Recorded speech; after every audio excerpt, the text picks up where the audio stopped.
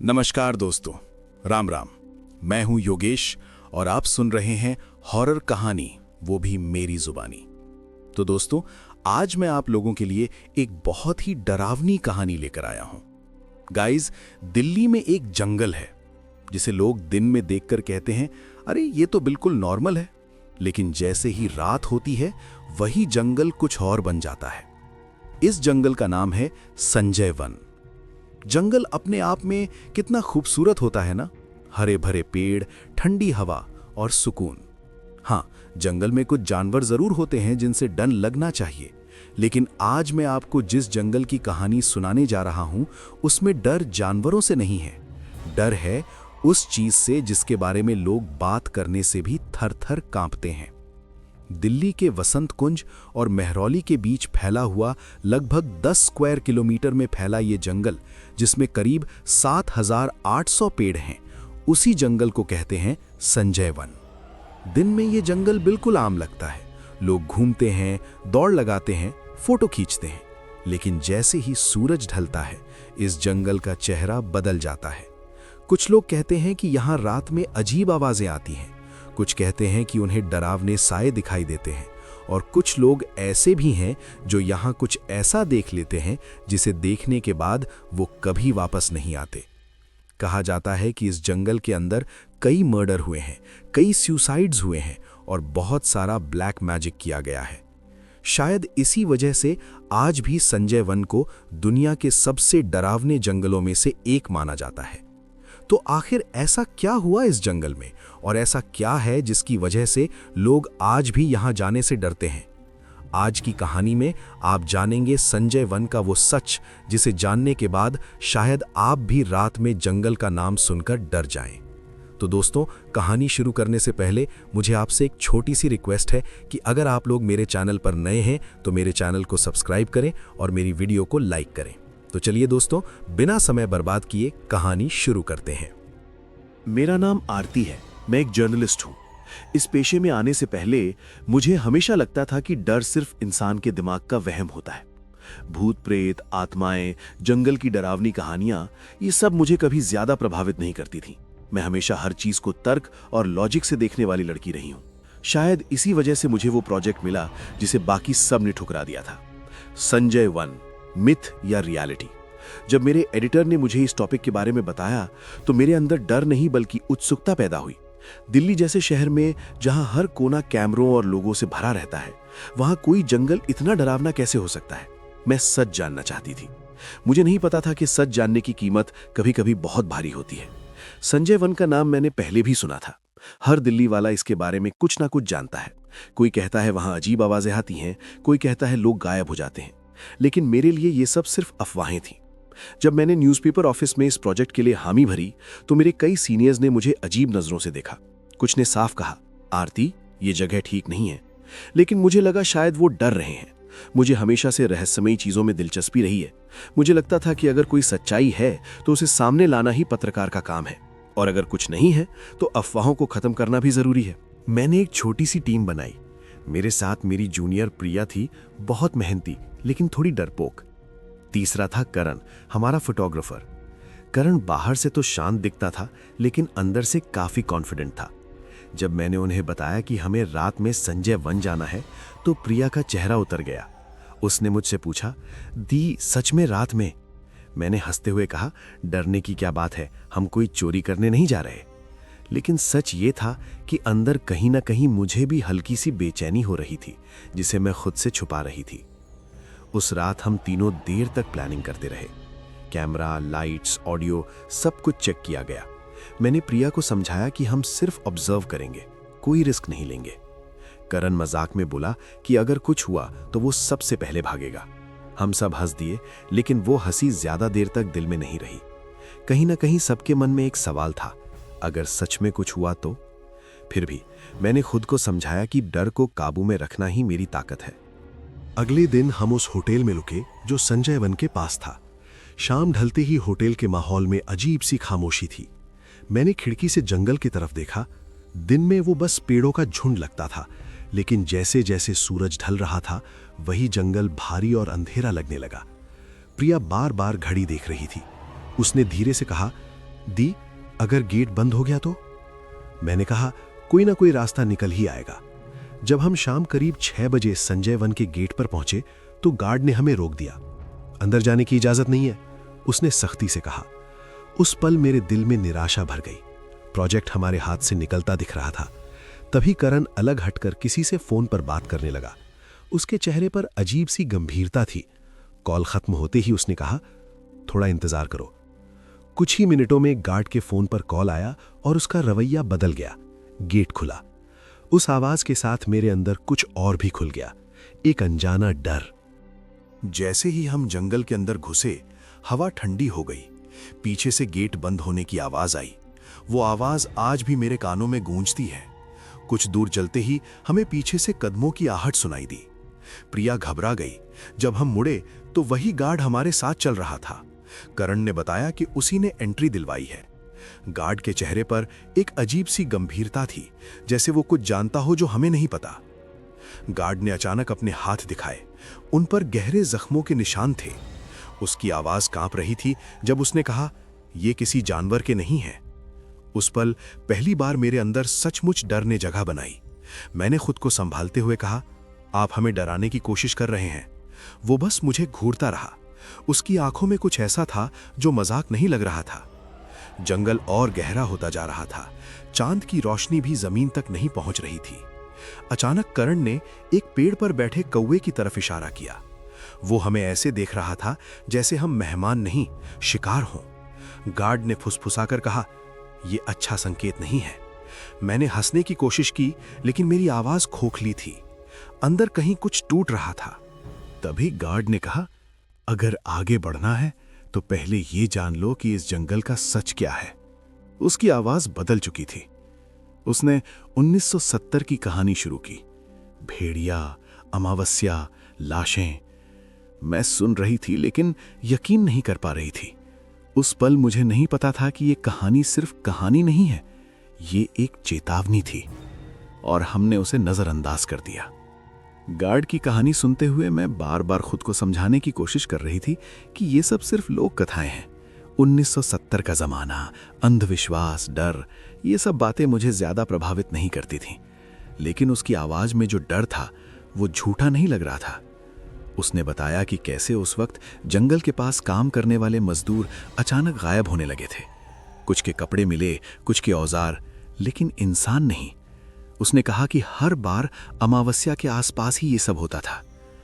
मैं चुपचाप सुन रही थी, लेकिन अंदर कहीं एक अजीब सी बेचैनी घर कर रही थी। मैंने गार्ड से पूछा, अगर इतना खतरनाक है तो आप यहां काम क्यों करते हो? उसने हल्की सी हंसी के साथ कहा, किस्मत। फिर बोला कि जो एक बार इस जंगल को समझ ले वो जिंदा रह सकता है। उसकी बात सुनकर करण ने कैमरा ऑन कर दिया। लाल बत्ती जलते ही मुझे एहसास हुआ कि अब पीछे हटने का कोई रास्ता नहीं है। यह सिर्फ एक कहानी नहीं थी, ये अब हमारी रिकॉर्डिंग बन चुकी थी। हम आगे बढ़ते गए।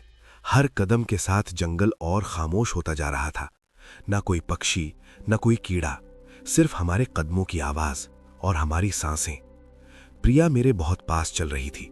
मैंने उसके हाथ की कंपन महसूस की। उसने धीरे से कहा, दी, मुझे ठीक नहीं लग रहा। मैंने उसे हौसला देने की कोशिश की, लेकिन सच ये था कि मेरा खुद का दिल भी तेज धड़क रहा था। अचानक ठंड और बढ़ गई। मुझे लगा जैसे हवा भी भारी हो गई हो। कोहरा धीरे धीरे हमारे चारों तरफ फैलने लगा। करण ने बताया कि कैमरे में फॉग इतना ज्यादा है कि ठीक से रिकॉर्ड नहीं हो पा रहा। गार्ड ने रुककर जमीन की तरफ देखा और बोला, यहां से आगे ध्यान से चलना। उसके चेहरे पर डर साफ दिख रहा था।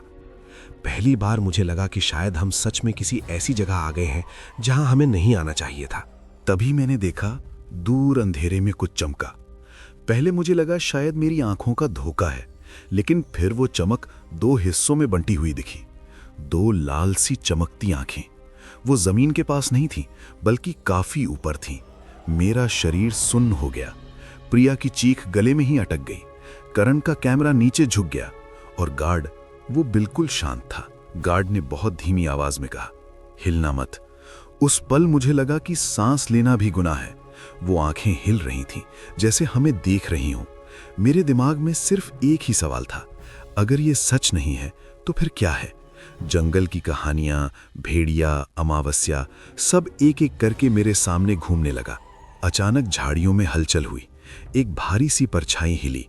अब वो आंखें और पास थीं।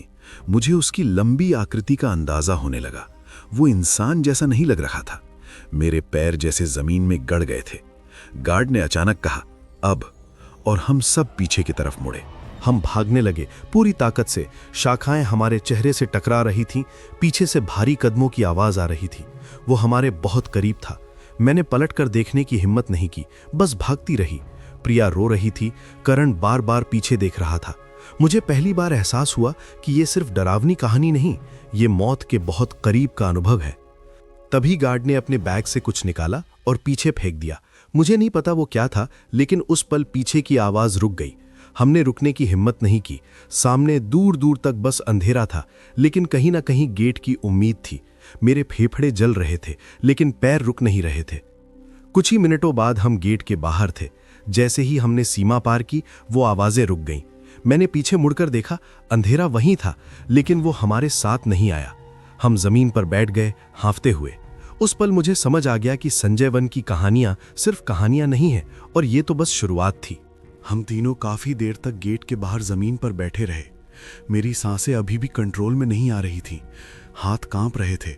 दिल इतनी तेज धड़क रहा था कि कानों में उसकी आवाज गूंज रही थी। मैं बार बार खुद से यही पूछ रही थी, जो हमने देखा वो क्या था? अगर वो सिर्फ जानवर था तो उसकी आंखें इतनी ऊपर कैसे थीं?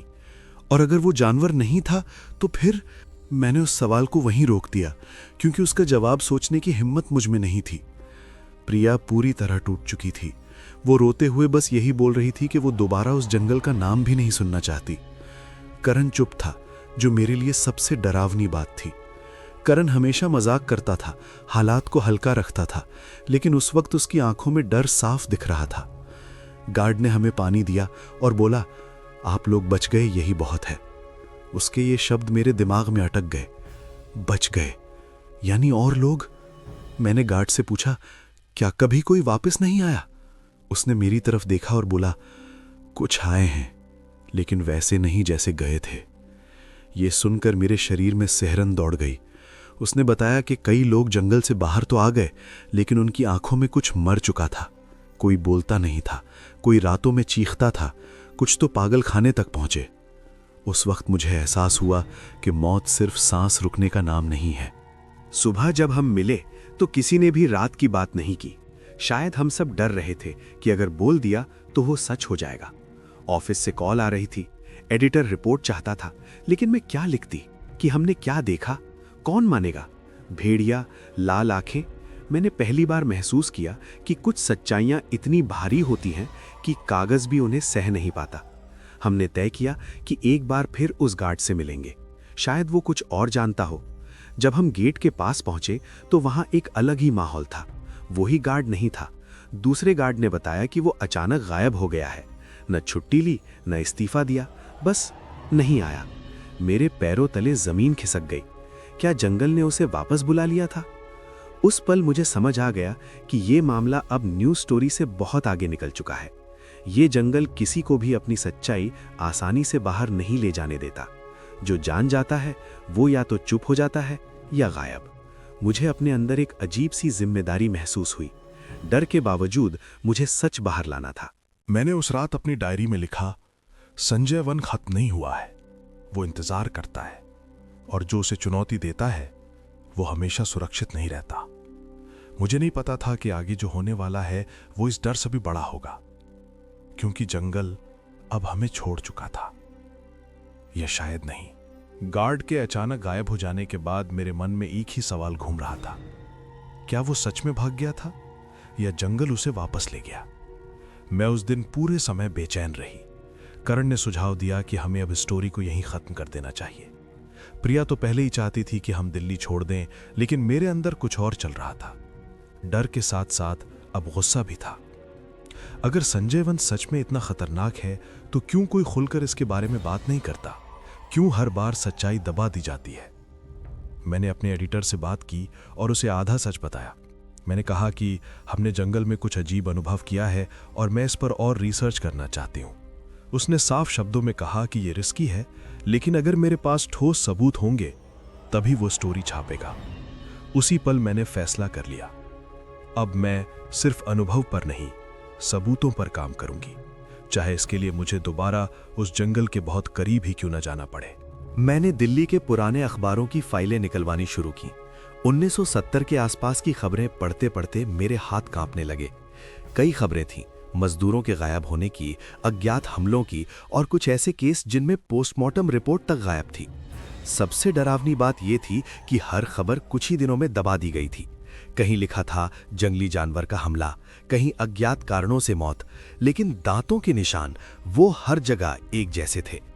उसी दौरान मुझे एक बुजुर्ग आदमी के बारे में पता चला जो कभी संजय वन के पास रहता था और अब महरौली में एक छोटी सी झोपड़ी में रहता था। लोग कहते थे कि वो सब जानता है लेकिन बोलता नहीं। मैं अकेले उससे मिलने गई। जैसे ही मैंने संजय वन का नाम लिया, उसके चेहरे का रंग उड़ गया। उसने दरवाजा बंद करने की कोशिश की, लेकिन मैंने उसे रोक लिया। मैंने कहा, मैं आरती हूं, मैं सच जानना चाहती हूं। कुछ देर चुप रहने के बाद उसने बोलना शुरू किया। उसने बताया कि वो भेड़िया कोई आम जानवर नहीं है, वो एक श्राप है, एक इंसान जिसने सालों पहले काले जादू के जरिए ताकत पाने की कोशिश की थी।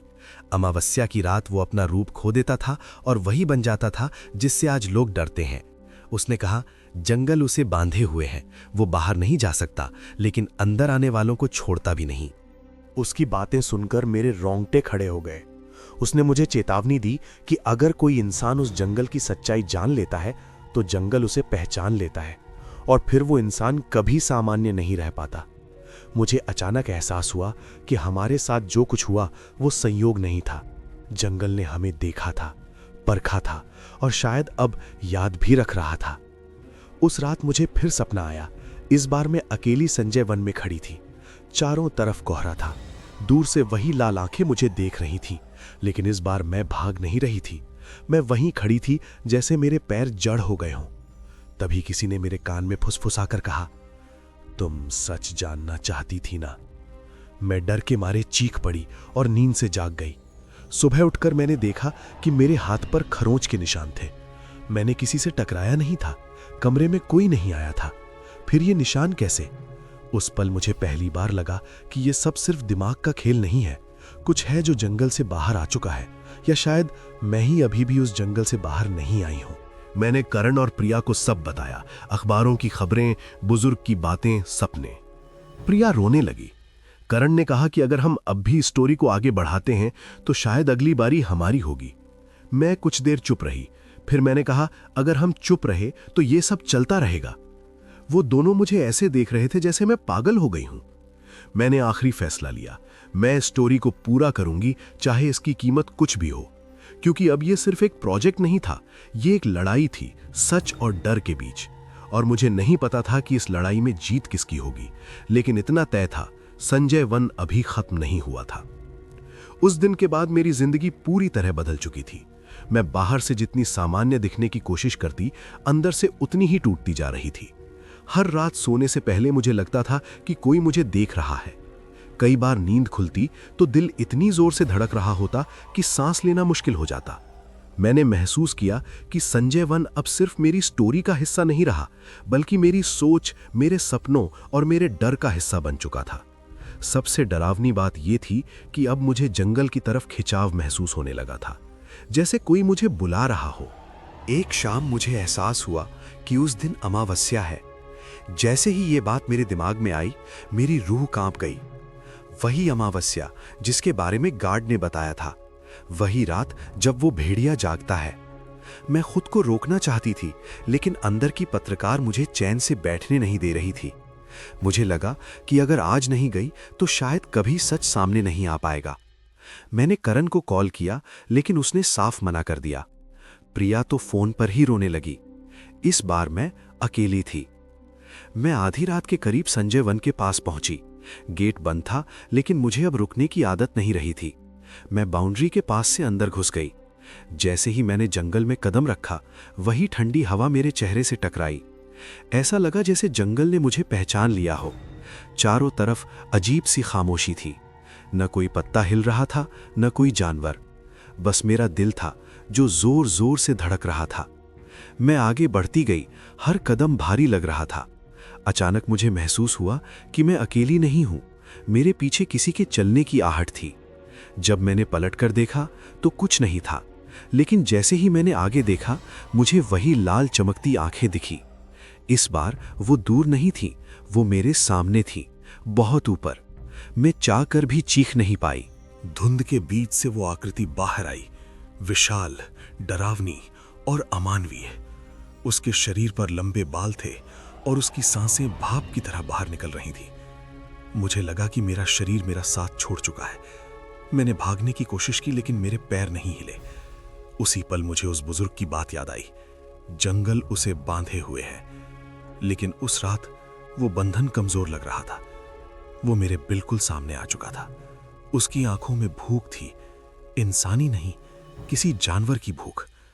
तभी मुझे जमीन पर कुछ चमकता हुआ दिखा, एक पुराना तावीज, वही निशान जो उस बुजुर्ग ने बताया था। बिना सोचे मैंने उसे उठाया और अपनी मुट्ठी में कस लिया। उस पल मुझे लगा जैसे किसी ने मेरे कान में कहा, नाम लो। मैंने कांपती आवाज में उस इंसान का नाम लिया जो कभी था, जिसने खुद को इस श्राप में बदला था। जैसे ही नाम मेरे मुंह से निकला, जंगल में तेज हवा चली। वो भेड़िया पीछे हटा, दर्द से उसकी आवाज गूंजी। मुझे समझ आ गया कि वो नाम उसकी कमजोरी है, लेकिन ये जीत नहीं थी, ये सिर्फ कुछ पल की राहत थी। जंगल से बाहर आने के बाद भी मैं अंदर से बाहर नहीं आ पाई थी। मेरे शरीर पर कोई बड़ा जख्म नहीं था, लेकिन दिमाग पर जो निशान पड़े थे वो किसी एक्सरे में नहीं दिखते। डॉक्टर बार बार मुझसे पूछ रहे थे कि मैं जंगल में कैसे पहुंची, लेकिन मेरे पास कोई सीधा जवाब नहीं था। मैं सिर्फ इतना जानती थी कि उस रात जो हुआ वो किसी हादसे का नतीजा नहीं था, वो बुलावा था और मैंने उसे सुना था। अगले कुछ दिनों तक मीडिया में खबरें आईं कि संजय वन के पास एक लड़की बेहोश मिली थी। नाम नहीं छपा। शायद सिस्टम ने इस बार भी सच्चाई को ढकने का फैसला कर लिया था। करण और प्रिया मुझसे मिलने आए, लेकिन उनकी आंखों में वही सवाल था, क्या अब भी लिखोगी? मैंने कुछ नहीं कहा, लेकिन मेरे भीतर जवाब साफ था, अगर मैं चुप रही तो ये जंगल फिर किसी और को बुलाएगा। मैंने लिखना शुरू किया।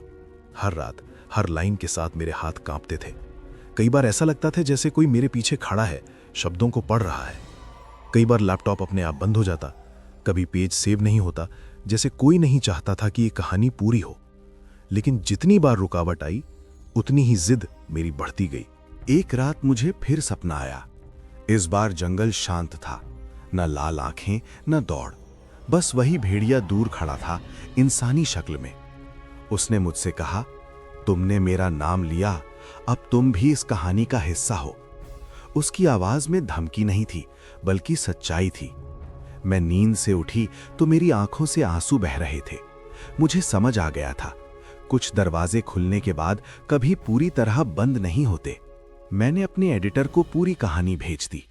उसने पढ़ने के बाद मुझसे कहा, आरती, ये बहुत खतरनाक है।